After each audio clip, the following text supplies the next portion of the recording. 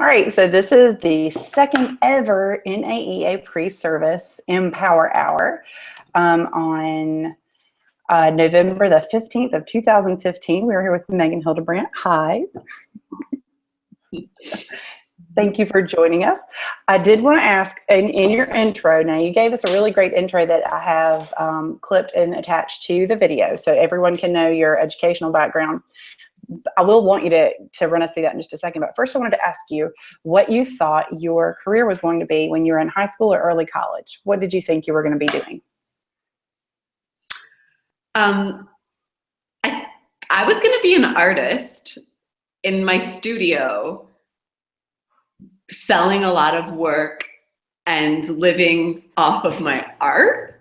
And I also was going to just work in a coffee shop forever. So there was two sort of main, one was really grounded in reality. Mm-hmm. Yeah. One was grounded in what I needed to be my reality. Yeah, that's a good way to pose that, is what I needed to be my reality. Absolutely. That's awesome. All right. And so then can you just, well, actually, I don't know exactly the trajectory of your, I don't know what type of intro you'd like to give for yourself. It's a little different than in like a public speaking forum. You can kind of give your own intro because your face is right up here with mine. So do you have an intro you'd like to start off with specifically? Well, I guess the most important thing about what I want to talk about today is that I came to art education not formally trained as an educator.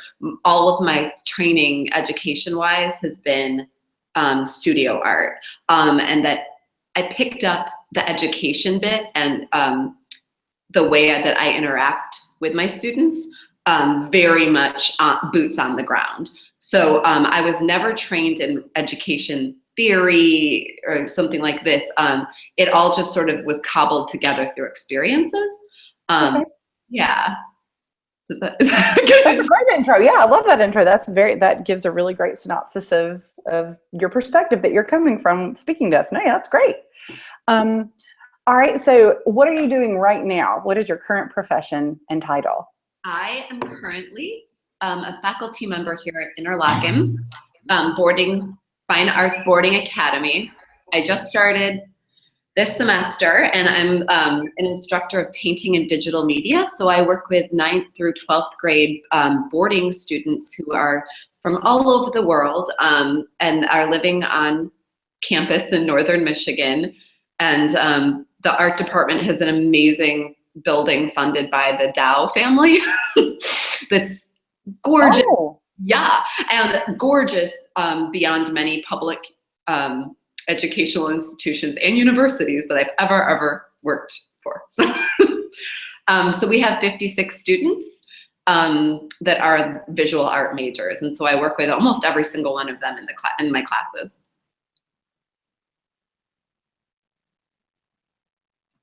Wow, I did not realize all that. Yeah. Yeah, it's really, really great. It's an amazing institution that started sort of as a music camp and one of the first public radio stations actually in the entire country. And then it kind of grew to this, not just being music focused, but visual arts, motion picture arts. And so, yeah, we have kids from all over the world and Detroit actually. So it's really great. Oh, wow. So nearby and far away. Okay, that's awesome. Now, are you from that area? Is this kind of a coming back to being near family, or is this a new area to live? Or I grew up in a suburb of Detroit. And so I've been out of the state for 10 years. As soon as I was done at University of Michigan, I left the state. So there's been a lot of changes here, and it's interesting to come back as an artist and as an educator now. Yeah. Oh, yeah. Mm-hmm. Well, wonderful. Okay. All right. And those are all just my curiosity questions. Like, tell me what's up with you. Tell me about where you are. All right. Well, awesome. I want to give you the floor and allow you to tell us about, you gave it a really great title. What was your title of what you were going to discuss today? Hold on. What was my title?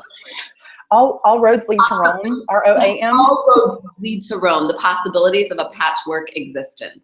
Yes. And this is something I feel really, really, really strongly about.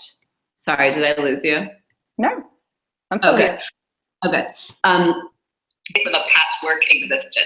Yes. And this is something I feel really, really, really strong.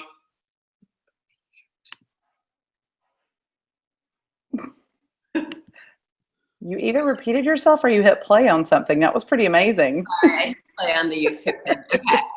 I think I should be normal again now. Okay. Yeah. Yeah. Sorry. It was super neat because you were smiling, but you're like, I feel really, really. I was like, yeah, I do. Okay. So strongly. Okay. Right. Good now. Mm-hmm. Okay. Well, this is the way I wanted to approach this, and why I feel so passionately about taking a lot of roads and allowing yourself to take a lot of roads to get to some kind of career for yourself, is because I think, as we've seen, especially since the economic downturn, many students in undergraduate experiences have ended up feeling guilty, I think, when they change their majors a lot. Or, for instance, they might, everyone went back to grad school, for instance, right after the economic downturn. And I think that there's been a huge shift I think I count as one of the oldest parts of being a millennial, but I think there's been a huge shift in the way we think about what our career path is going to be. And there's so much pressure on students, undergrads, even the high schoolers I work with right now, to know what you're going to do, to have your entire life plotted out. And perhaps we might not think that arts and education are part of that. But I think, especially in American education culture, there's a lot of pressure to sort of know what each step is going to be. And certainly, I think that the only reason I'm thriving in my new position here, and it seems like every employment, even scrubbing the floors at Starbucks, everything I didn't think was really related to being an educator in the future has led me to always put my students first, and being willing to put on as many hats as possible. Of course, there was many times when, being a broke artist living in Baltimore was really hard, and having 7 jobs where I was working, in a movie theater, taking tickets, and working at a coffee shop, and giving family tours in a museum, and working in an after-school program. Yeah, that's really hard, but now all of those have been able to coalesce and come together very, very, and serve me really well in this career. So it's actually odd to have one job for me right now, although that job, as you know, your job as an art educator has no description, because you do everything. So you're meant to be, at times a mother to your students. At times you're discussing things artist to artist with them. At times it becomes sort of therapist patient. At times then it goes back to a very formal educator. Sometimes it's friends. So I feel as though being an artist that's teaching, it is demanding of every single part of my social skills, my work ethic, and my creativity. But that's all from every different patchwork existence experience I had in my 20s. So does that make sense? Absolutely, yeah, it does. It really does. And I'm sure that you noticed we've got Jessica here at the bottom. This is the NAEA pre-service elect, so she's joining us now. Awesome. Hi. So Miss Jessica Megan. So we'll you to be able to chime in. But no, I completely agree about that. You end up taking every single nugget of anything you ever learned to be a benefit to you as a person, and it's immediately applicable from an educator standpoint. Like I was good at this as a sibling. I was good at this as a family member. I was good at this as a friend. I was great at this as an employee of all these various places. And it's absolutely just a tool that goes straight to, it's all been, you get to be your whole self as an educator. So yeah, I would agree. It's not just only the art, it's also the educating. Right, no, completely. And I also thought, even though it was a kind of cheesy play on words, all roads lead to Rome, I was really thinking more about, no, I'm still, you're still hopping, you're still growing, you're still learning. There is not, I think in perhaps maybe 20 or even 30 years ago, if you were going to go be an art teacher at a school, you thought, okay, this is my future retirement. I have my pension planned out, and this is my stable future. And there was perhaps, not for everyone, a certain level of plateauing, or that you had gotten to the place.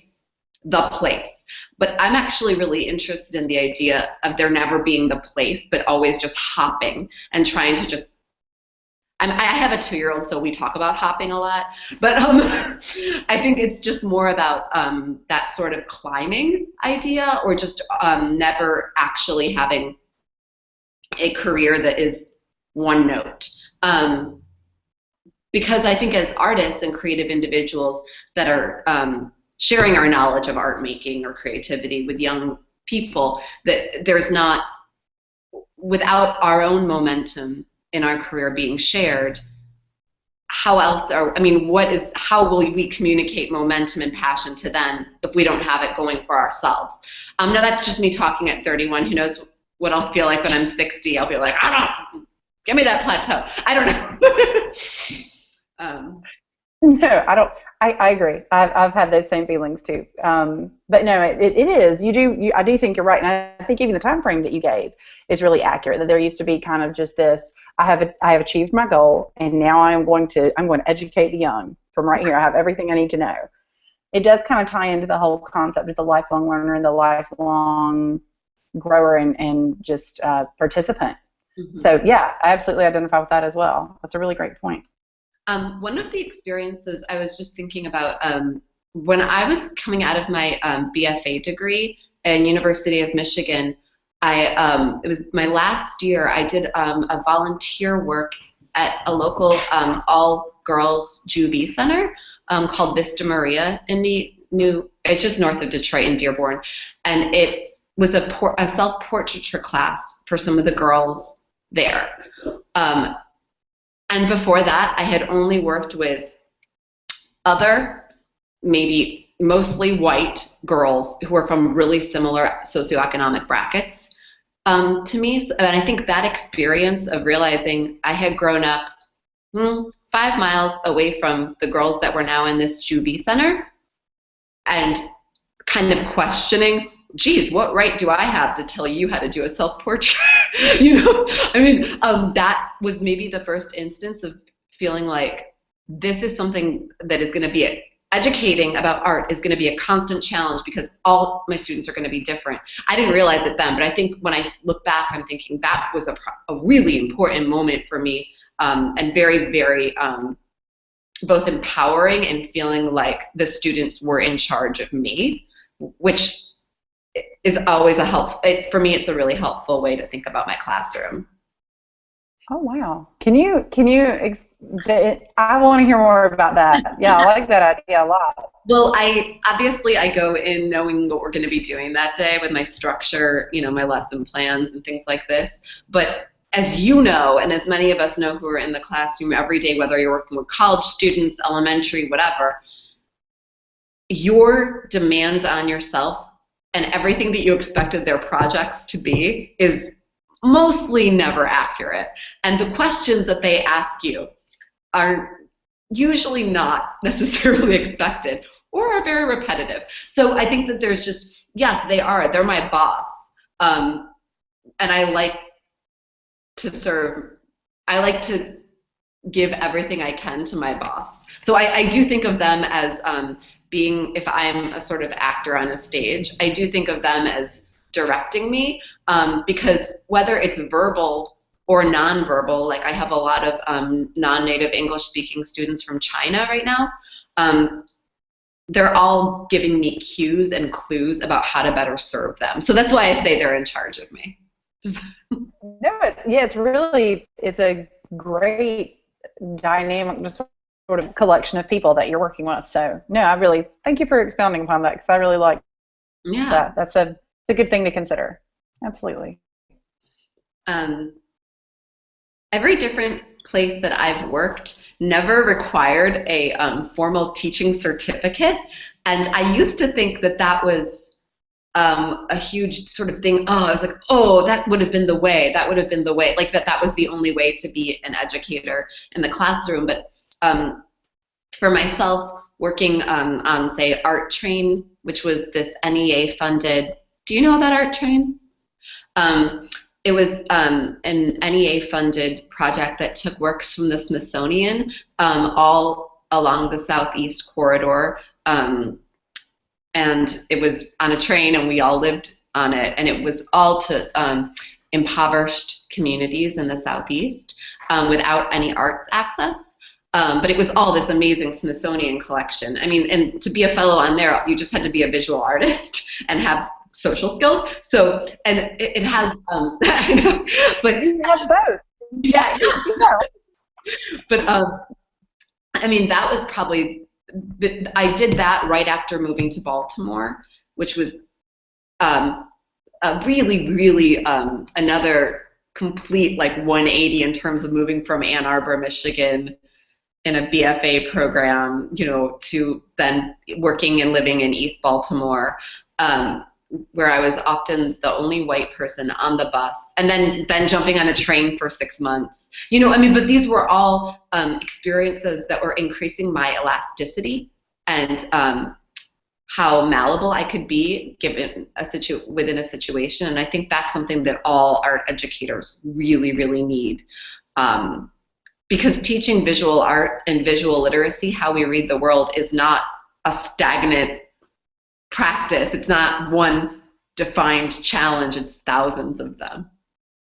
Absolutely. I couldn't agree with that more. And I mean, there's just, I can't word it better. I just agree. It's just great. I'm so glad that this is getting recorded. I'm glad this is getting recorded.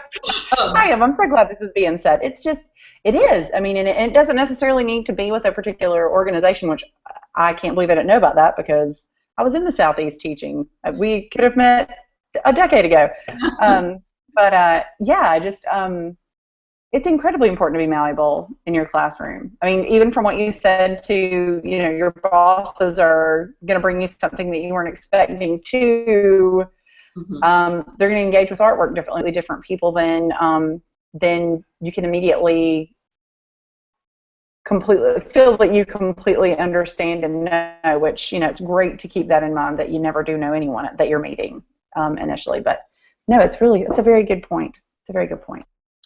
I've also found it really important, and I'm not sure if this is something that's taught in art education programs like the one that you were in, Amanda, but because I come from studio practice primarily, I find for myself that it is essential for me to be making art all the time as a teacher.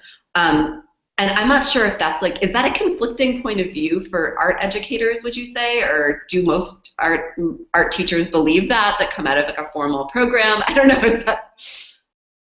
Well, I mean, actually, that'll be good, Jessica, for you and I to, that was actually my thesis, was our student teachers that semester, said that it would have more likelihood, you know, they were taking on that balance for the first time, so they would know what that balance of making, educating, preparing, the whole kit and caboodle of the real living experience of being a teacher in an art classroom and still continuing to make things, because that's, for a lot of them, that's exactly where their studio experience up until the student teaching semester. So I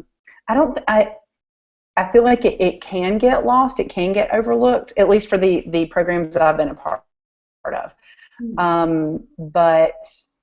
But it's really valuable when it's, you know, when you choose to give that attention, because it is that way. You know, you're juggling so many different things and so many different identities. You really do have to say, okay, right now I need to make sure that I'm still engaging with the subject I'm teaching directly for me, with me.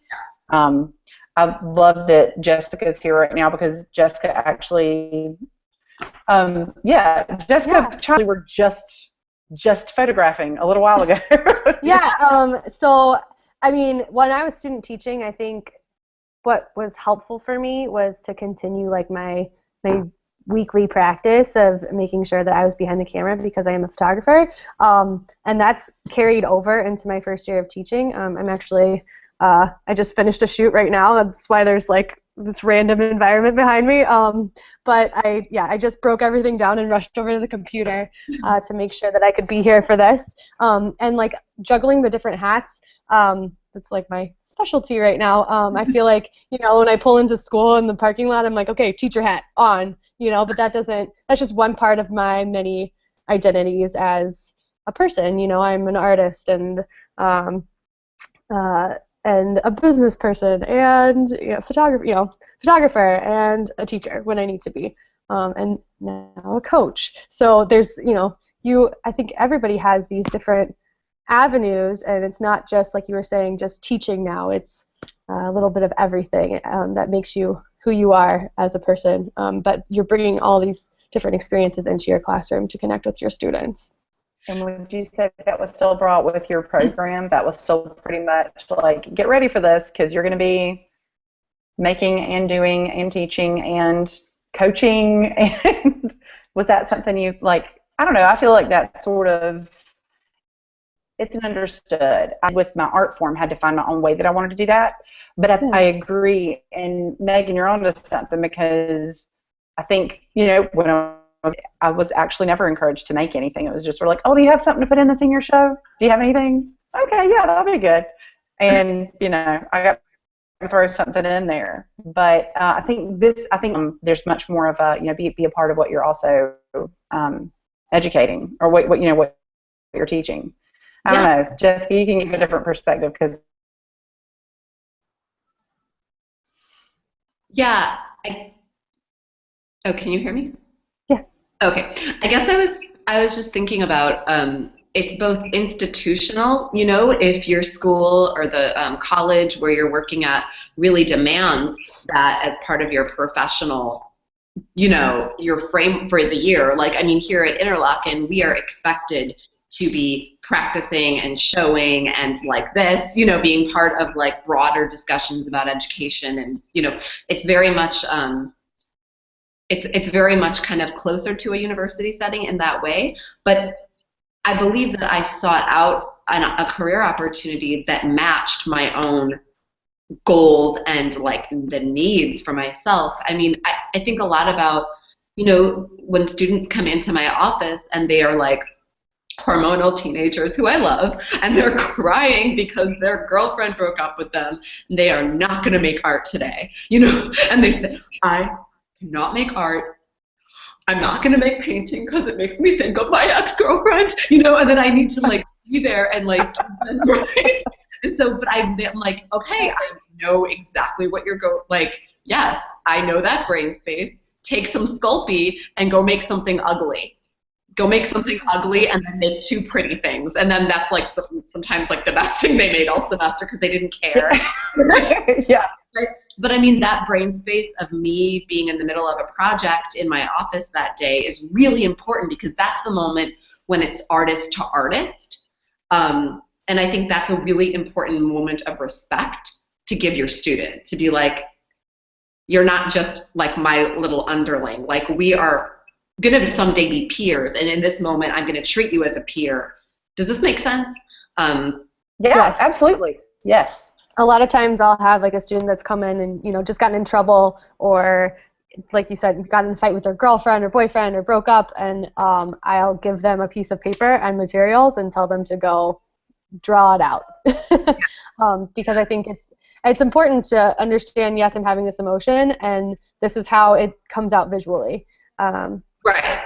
As part of like the artistic process, we're pulling all of these things. And I think, Amanda, you were saying, your thesis was on student teaching, and if you're still creating artwork while you're student teaching, great. I think one of the most important things you can do while you're student teaching is just to keep a sketchbook journal with you, because even if you're not creating something amazing, and all of these ideas and all these feelings and thoughts that you're going through while you're student teaching are going to come out in this sketchbook journal that you can maybe go to at a different time to maybe create something later. And I think that when students see you, Jessica, doing something like that, that's no matter what the socioeconomic bracket you're working in, like, you can either get it for your students or they can go to CVS and get a sketchbook. Like, I know we demand our students constantly have sketchbooks going, so for you to be setting that example I mean, even if you're not thinking of it that way, it's like vital because they look up to us so much. And if you're doing that and they see you rushing in to do your photo shoot, you know, with all of your things, that's only going to increase their curiosity about you as an educator, but perhaps more importantly as an artist. And just I feel like they really need to see that creativity can be plugged in to so many different career paths. I'm not sure how y'all feel about that. I do feel there was that book that came out maybe in 2006-ish. It's like The Rise of the Creative Class. Do y'all remember that book? Yeah. And a lot of people sort of talked about it, I think, after as a sort of like idealistic, like it was before the big economic bubble popped. But I actually think that there's a lot to be said for that, just the title of that book, because I feel strongly that not all my students should be artists. Not all of them will be artists, but I would love to see a doctor someday that had gone to a boarding fine arts academy or was really, really into art, or a lawyer that has a background that also, you know, any way that we can enhance the idea of patience, looking at the world, and observational skills. I mean, it's really hard to think of a job that wouldn't matter a lot for. Does that make sense? Absolutely, absolutely. Yeah, we're even starting to get some, you know, just through the things that I'm getting to read for this doctoral program. There is research to back that up. Yeah, absolutely. It's the connection to the, you know, and it's a cheesy little quote that I read recently. You know, art is not everything; it's just about everything. And right. Being able to tap into, you know, maybe that's not necessarily your inclination to make, mm-hmm. but if you can tap, you know, well, I'm going to go in this office, or in this patient's room, and then this patient's room, and then this patient's room. And there's even a moment that any of my arts background helped me in and between those rooms, and mm-hmm. even how I handle the rest of my day. Then yay, that's great. I'm so glad you learned it. Yeah. I mean, and I think like I've presented at many healthcare conferences because of my experience as a cancer survivor, and I think that one of the things that I've been really interested in as I'm talking to these totally different communities and maybe acting as an art educator to, I don't know, med students or something, is that, you know, I mean, Boston, up in Harvard, they've just been publishing, it's a really new study. It's like 6 years out, but now it's being followed by Yale and by other large institutions that looking at looking at work in art museums for pre-med and medical students helps them slow down and helps them just learn to tell the story of what they're looking at. And that's an amazing bridge. I mean, I feel like my whole life, people, art and science are so related, but there's never been a clear you know, study to back it up. But this, to me, feels really an exciting time, at least for arts and health, to potentially have a lot of crossover. And that's all something that if, say, we have a student in our classroom who's like, oh, I really want to be an art major and go into medicine, that's an amazing, amazing fusion. And my hope is that in the future, higher ed institutions will be able to try to make that work out, because I know a lot of the time visual arts programs don't let you double major, but I don't know, I'm interested in hybrid programs like that a lot in higher ed. So how would you in your programs, if a student comes to you and they say, oh, I'm really interested in medicine and art, how do you make that fusion for them in the arts now in high school, at the high school level, before they go into college? So how do you talk to them about what they're doing and how there's a crossover? Well, that's an awesome question, because I usually point them to really specific projects that I've seen really exciting art projects that merge art and science and medicine. So Mark Gilbert is a British artist who did this great series called Portraits of Care. So as you'll see, I tend to lean away from the traditional art therapy model, because I think just in my opinion, it's a bit sort of, it's kind of getting, it's being left behind a bit in favor of this new term called arts and health initiatives, which actually Livestrong in Austin is starting a big one right now. But say Mark Gilbert, Portraits of Care. Now this is a really talented realistic painter who went and spent like a residency, I think it was 2 years, in a hospital in Omaha, Nebraska, and did really beautifully sensitive portraits of patients who had gone through reconstructive surgery facially for a variety of reasons, or amputees, and not sugarcoating at all, you know, what the physical body looks like after something like that.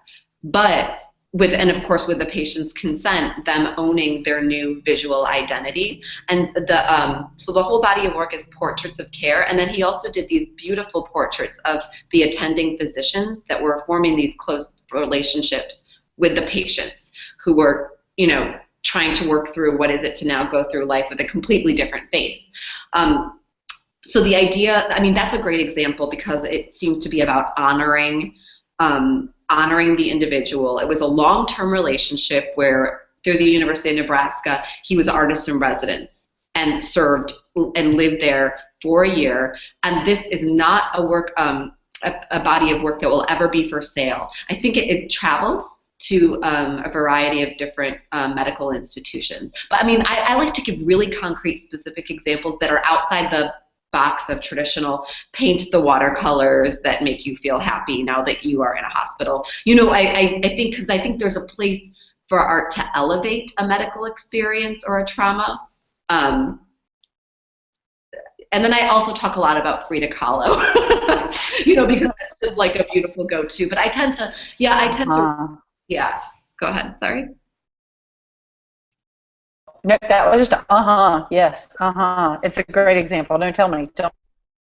Yeah, I think the biggest thing because why should students in high school know what they're going to do? I feel uncomfortable when they tell me that they know what they're going to do, like, you know, with their life. But I think it's one of the best conversations when they say, I like this, I like this, I like this, because, you know, in art you can be a scientist and you can be really obsessed with astronomy, and that's the kind of beauty of being an artist, right? So I just tend to, like, when they come to me and with this identity conflict, which is every day, all day, I tend to just say, you know, here's an artist that works about that, and here's an astronomer that collaborates. I mean, because those things are happening all the time. We just need to be able to direct them to those projects. Yes, I totally agree. I'm struggling right now in my new school environment because I know that art, it's so important to integrate the arts into their other, you know, school day. You know, I feel like in school you have this, you know, you're in this period. First hour you're in English, second hour you're in science, third hour you're in art, and they're never going to come together, right? And so when these students sit down, they're like, oh wait, all of these things are interrelated. You know, it's like boom, mind blowing. I can take this artistic side of myself and take this love of science and engineering and put them together and create, you know, prosthetics or whatever they're going to do with their lives. So I'm struggling right now because there's a big STEM push in my school, and we need to make sure that we're, you know, bringing the arts into all of that. How would you recommend as like a, you know, new in this school, new in this environment, pushing for this integration? Yeah, well, I think hopefully it's like you have colleagues that are open-minded. You know, that's always the biggest thing. But when I was back in Austin, I was working at the same time I was adjuncting at University of Texas. I was also working at the Children's Museum there, and they were all about STEM to STEAM and creating it. You know what I mean? Which I think is kind of, people are talking about more now. I think as much, and it depends because you're in a different environment than I am in terms of the structure of your day, but I mean, even if you could get one other teacher on board, you know what I mean? Just like one other teacher on board and doing some kind of collaborative thing about, I'm thinking about, you know, mythology. I'm just thinking like things that automatically lend themselves to visuals, writing, sociological studies, things like that.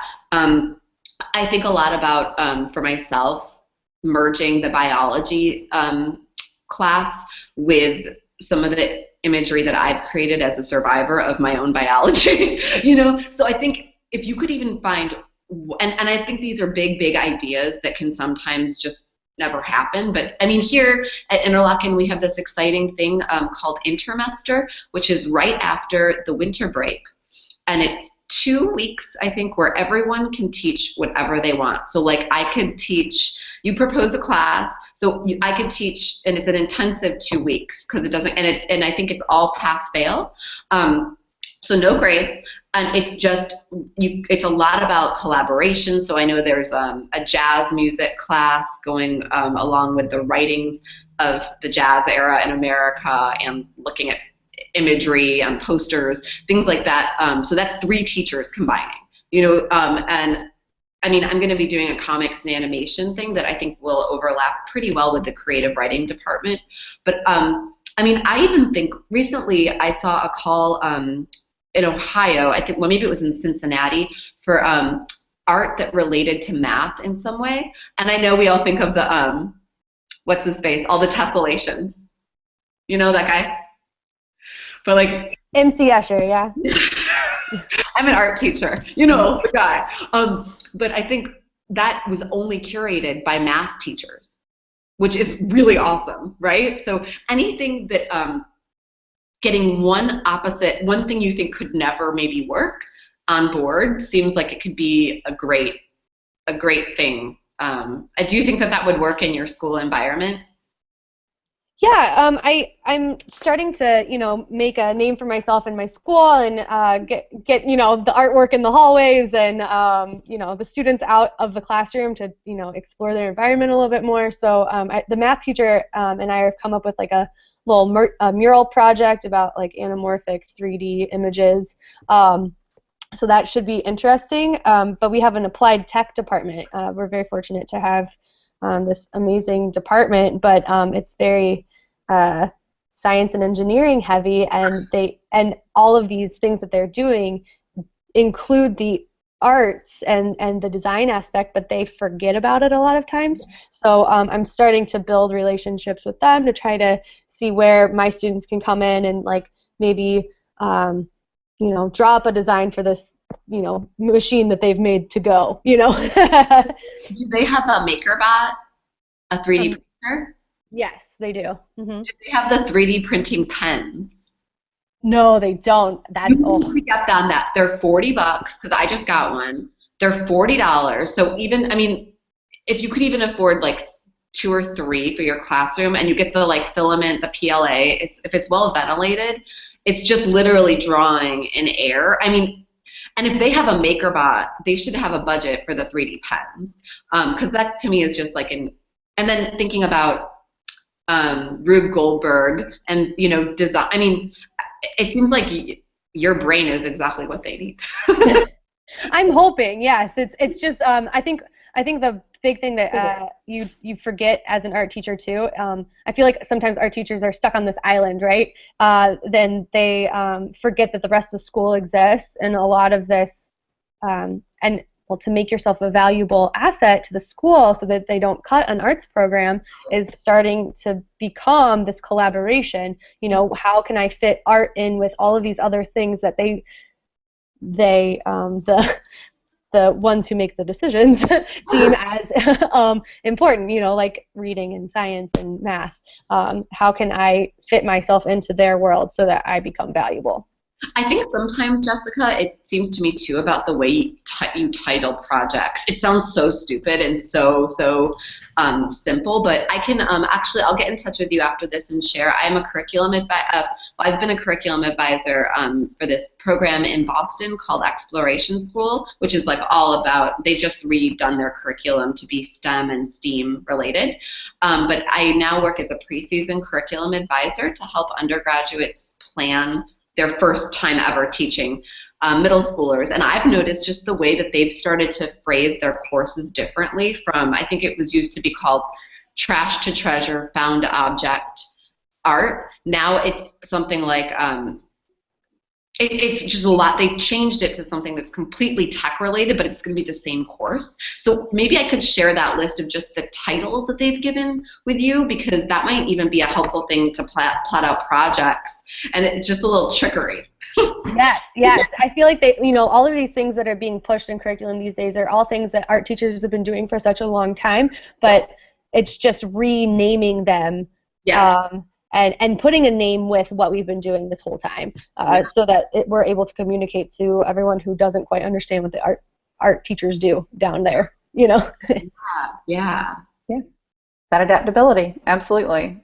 I think that's something that people within our field have in spades. I mean, we're not only looking at things differently and maybe kind of processing them differently and then, creating something in a new way, but we're also saying, well, I can tie in with this in this way, and maybe I already have a little bit, but I can reframe that for you. Yeah, I think it's one of our most wonderful, treasured, and kind of sort of to the rest of a school or an institution hidden talents. Absolutely. Mm-hmm.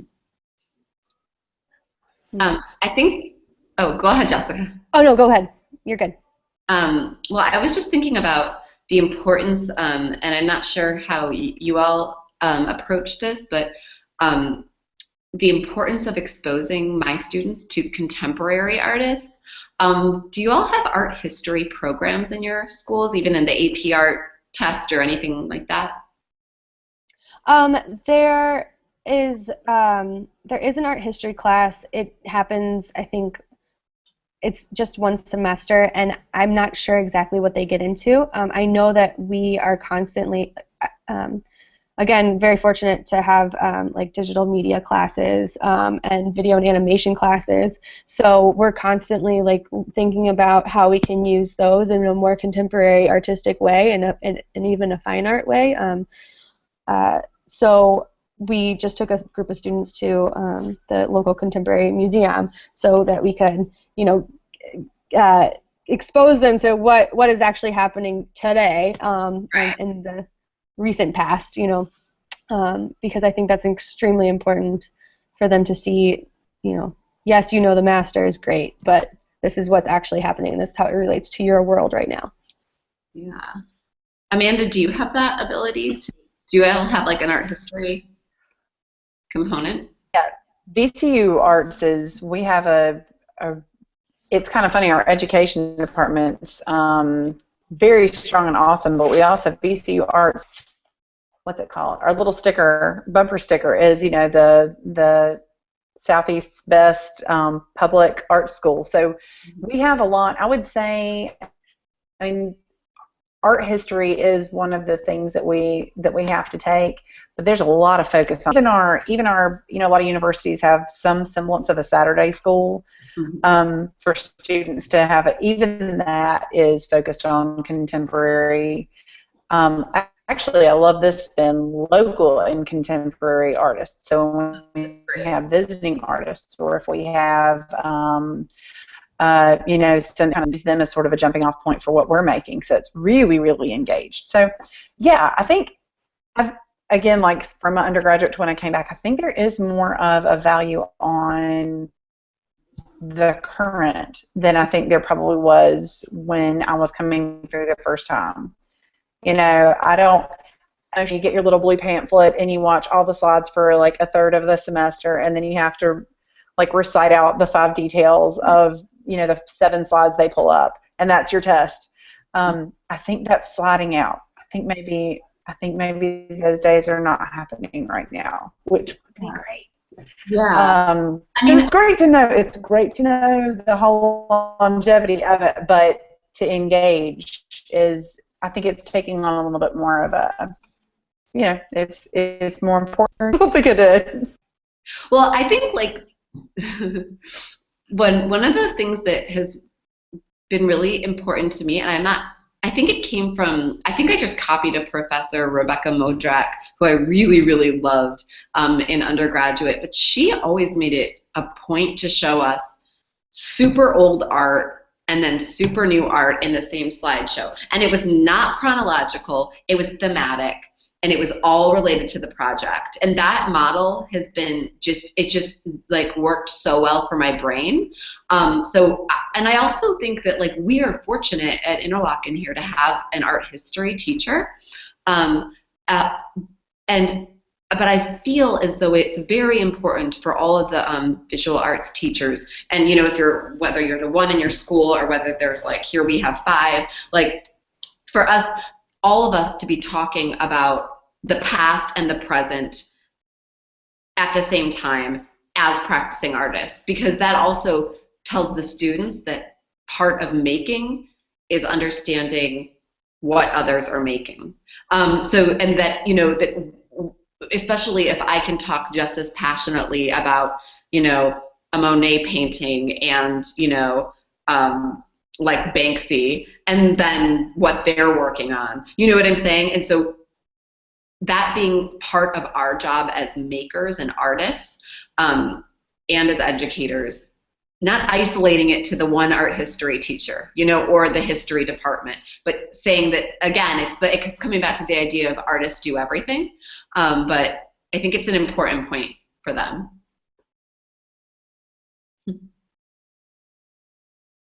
I agree. I agree. That's wonderful. I mean, it's I think things are heading that way. I think we maybe as artists and art educators on those connections across subjects, across time. I think it's on an upswing. Absolutely. And it's valuable. Either way, the 3 of us are in consensus. It's valuable. Well, and I also think what you guys were saying about bringing them to see the physical art, like, right? I mean, and I'm guilty of just scrolling through like art blogs and being like, okay, but you forget what it is like to stand in front of like an Anselm Kiefer piece and like experience it with your body, you know? So, I mean, I think as much as you could either apply for funding, or if your school does have funding for it, like we are bringing our 11 kids to Boston this week, so that they can get portfolio reviews at Mass Art and the SMFA and Boston University. But I mean, then they're going to be looking at a ton of art, like at the ICA and like artist studios. And that is just, I think that technology has been so great for the classroom, and especially as young art educators feel more comfortable using the internet to show images and like JSTOR. But then there's the like visceral need to be in front of a work and to experience it that way too. So, I mean, I think that's a really valuable experience too. That's a very good point. That's a really, really good point. And I think that I've seen it too often. You know, the minute you have someone, I think my closest example I can think of is bringing an artist into the room and them actually just showing us. And the one I'm thinking of in particular, he was more of a craftsman, and he was showing us how he did one particular thing. But I mean, my kid, you could have heard a pin drop. Right. My kids were circling around him, and just because, you know, and I had shown them pictures of everything he'd done, but then when they saw it in person, and get an excitement. Yeah.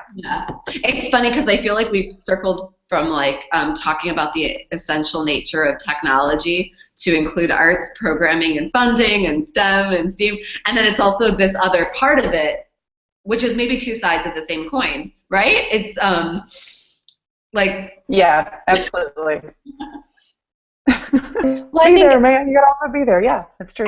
I know that a lot of people I've talked to, especially in the Chicago area, because of like such a big push to like keep kids in the classroom and keep them learning in the classroom, it's really hard to get those field trips planned. So, like you were saying, Amanda, I think it's really important that you're bringing the artist even to the student. We just had an arts fest at my school this week, and there was 3 days where there were 4 artists where the kids could choose and go visit, like graphic designers and potters and architects and industrial designers who came in with their work and like were sitting there working with, as the students came by and the students could ask questions.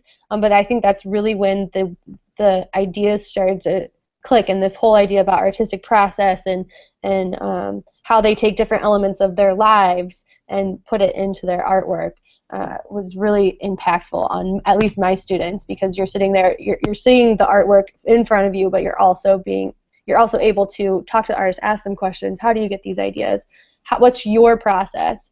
And I think that importance, is just, it just helps those kids connect in such a different way to that artwork, instead of just looking at slide after slide of work up on a board, another screen for them to look at.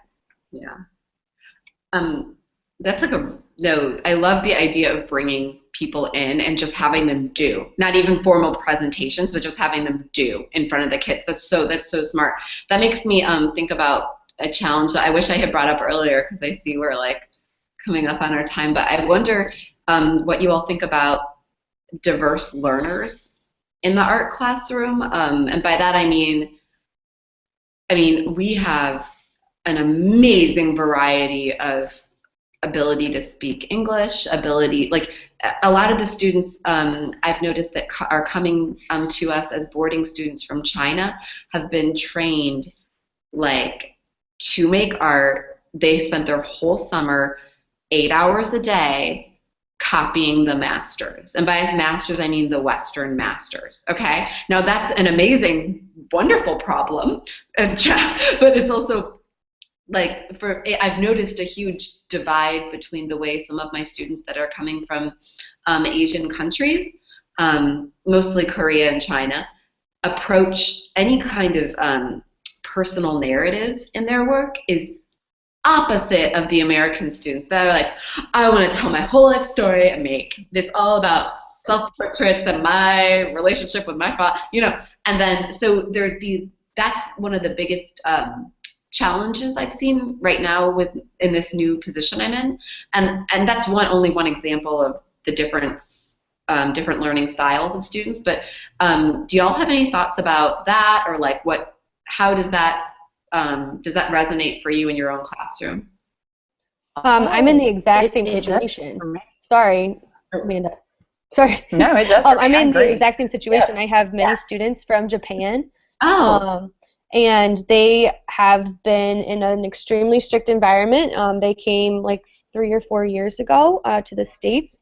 And so, their schooling up to this point has been completely different and extremely strict. Sometimes they even will kneel down on the floor to work on a piece of work instead of sitting at a table, because it's just more comfortable for them. Right. It's really interesting to get to see the way that they process the projects. But we are working on the self-portrait at this moment, actually, and they are really struggling with their own identity. And I'm having them. I'm approaching it from many different angles, but the first thing they had to do was write to a prompt, and then that prompt is going to be incorporated into their self-portrait. But it's not even like a perfect self-portrait. It's they had to take photos of themselves, but they're very uncomfortable with their own identity and who they are and the way they look and the way that they are presenting themselves to the world. It's almost painful for them to look at this photograph of themselves, just to get the hair. Were you just using the hair? I totally that writing prompt idea, because we're about to start a self-portrait thing too. That's so good. I never would have thought of that. That's good. Yeah, it's if you really knew me, then you ... is the writing prompt. So they're going to incorporate that into the background some way. But it's really interesting just to see how uncomfortable they are with themselves and that identity portion, where you do have the other side of the coin that's I'm going to write about, every tragic thing that's ever happened in my life, and I want to get this out in the world. They're very reserved, and I was going to ask you, because you've come from a similar environment to me, you had you're now in like a lower socioeconomic status, but with, you know, very diverse learners, and I'm in the same situation. So how have you found that you've connected with your students in this diverse classroom environment, and what have you had to think about in transitioning from this higher economic status to this lower economic status and reaching all of your students? Mm-hmm. Well, actually, right now I'm working with students from a very high socioeconomic background. In the past, in Baltimore, and even you know, when I was in University of Michigan, and I would say even at UT, there were some lower economic privileged kids there. But right now, I'm working with, to be honest, some of the wealthiest students I've ever worked with. That said, the language barriers can be really, really strong, especially in a critique setting. When we have critiques, and myself and my colleagues really have been brainstorming a lot with there is 2 ESL people on campus for us, just to, you know, what are the most important words? Well, if a student from, say, South Korea, who's, you know, at the lowest level of being able to express even the most basic thing she needs, like, I need more oil paint, how is she going to be able to have, like, she's working so hard to have her own thoughts about what she's looking at, and then it's having to go through the sieve of language acquisition, which is currently happening for her. So I've actually been doing a lot with this one student I'm thinking about. I've been doing a lot of, like, almost like Pictionary type things with her about what do you need, and just keywords like, you know, composition, foreground, things like that I want. But then at the same time, she only has those words to talk about during a critique.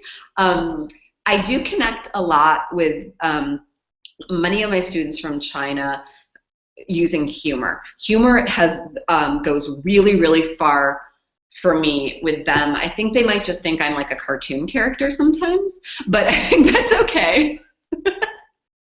But so I think those, I mean, I think my connections with my American students are pretty strong just because the shared language abilities seems to just allow us a lot of flexibility and understanding. But right now, I rely heavily on image-based communication, and just I do tend to spend more time with my non-native English speakers, just because I strive so hard I want everyone to have as close to the same experience educationally as possible, which is impossible, you know.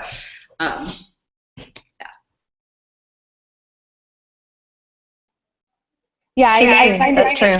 Yeah. I do think it's a struggle to like figure out how to communicate on the same level with all of my students, because they are so diverse in the setting that I'm in. So like a lot of times I'll have, like, you know, the instructions up on the board written, and I can see them, and we have like a Schoology app, so I have all the lessons in there too, and I can see them taking those and translating them. Oh, right, yeah. On like their iPads or whatever they have, so that they, you know, it takes them a little bit longer, but then they go, okay, I know what she's saying. I know what I can say back now. It's a little bit delayed, but allowing for that delay and allowing for that silent moment, or just, for me, I think as a young teacher, I'm just trying to make myself seem younger. As a very young teacher, I want to be better at letting them process, you know, because I'm such a yakker that I that's like one thing about myself as a teacher and as an art educator. I really want to be better at just letting in critiques, for instance, or after giving an assignment. And I love what you said about putting it on paper and writing it out, just allowing for that processing time, waiting. And I feel like the same almost can be said for the like a lower socioeconomic status, because maybe it is it's not a foreign language, but to them the visual arts is a foreign language. Yeah. So it's the same thing. Almost you have to give them a little bit more time to take everything in and make their own connections to what you're trying to teach them. I think even though we speak the same language, it's sometimes misinterpreted because of the worlds that they're coming from that are different from mine. So again, giving that that time, I think, is a good point that you made. Just that silent time to reflect and make sure that we're all on the same page. Yeah, or the other interpretations of diverse learners, the ones that actually need. I know that introverted learners is one that is probably focused on a little bit more than I would have expected coming back to school, but just giving the students that are going to need to see a conversation make a few go-arounds before they're going to offer anything in a critique, or the student that sits there for me, say, I like this piece, and that's how they enter into the critique.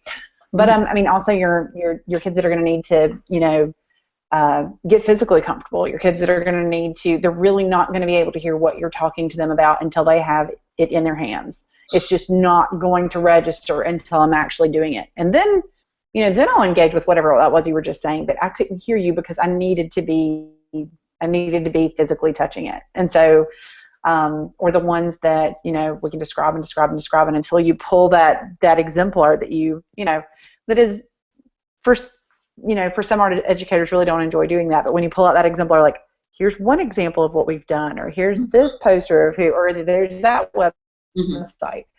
But no, it just convey, I guess, just, convey the concept or the material or the, the activity or the, that kind of goes along with us. We get to make that in multiple different physical, audible, you take all your senses and then language and then, just the physicality we're all walking in. I might not be able to sit in my chair. You need to teach me what I need to learn right now. It's great. It's a great way to have a space in your art room where it's safe to be able to be those different types of learners. I just amazing gift we have in our particular spaces is that we're engaging with something different and we get to engage with it more as ourselves. I think that opportunity is in the lot.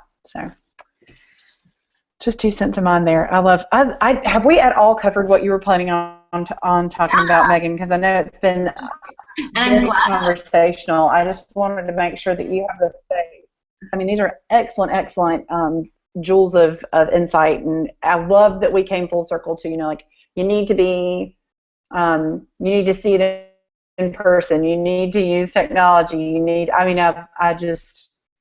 I'm incredibly grateful for the perspective that you've offered, but I want to make sure that you have the space.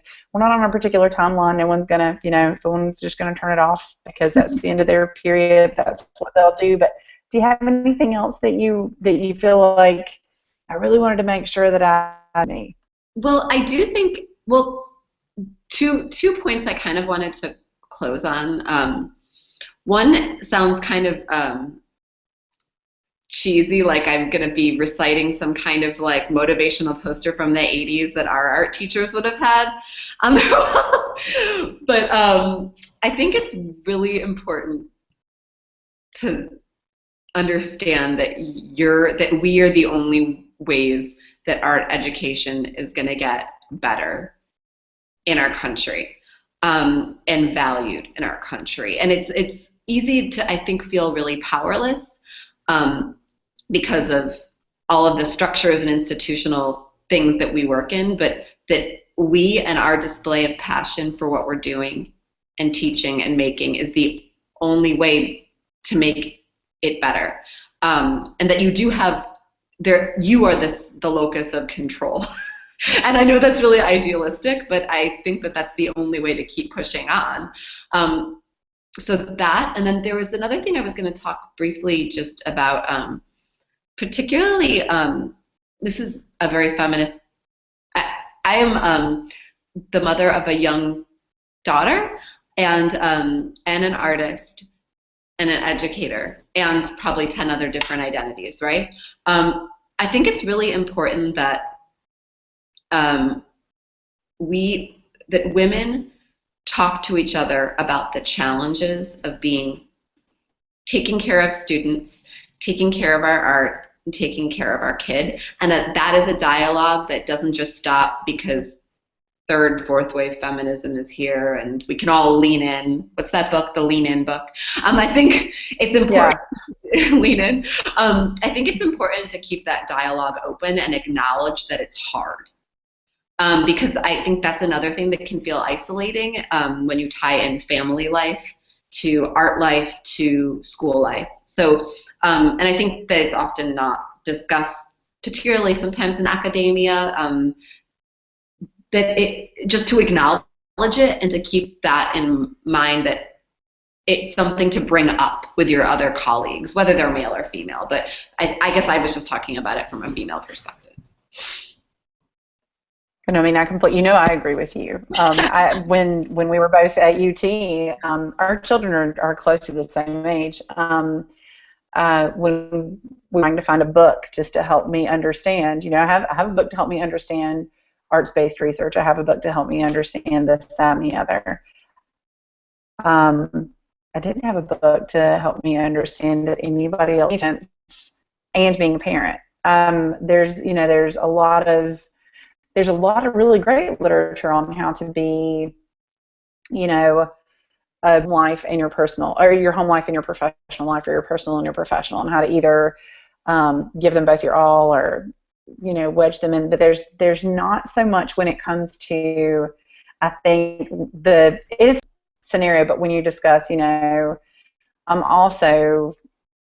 not just engaging with the youth of like tomorrow's future. I also have like a little bit of tomorrow's future that I made, and it's really precious to me, and being is a precious space for me, or just being a parent. I don't even have to, but just being a parent is a really precious space to me, as precious as my identity as a maker, and as precious as my identity as an educator.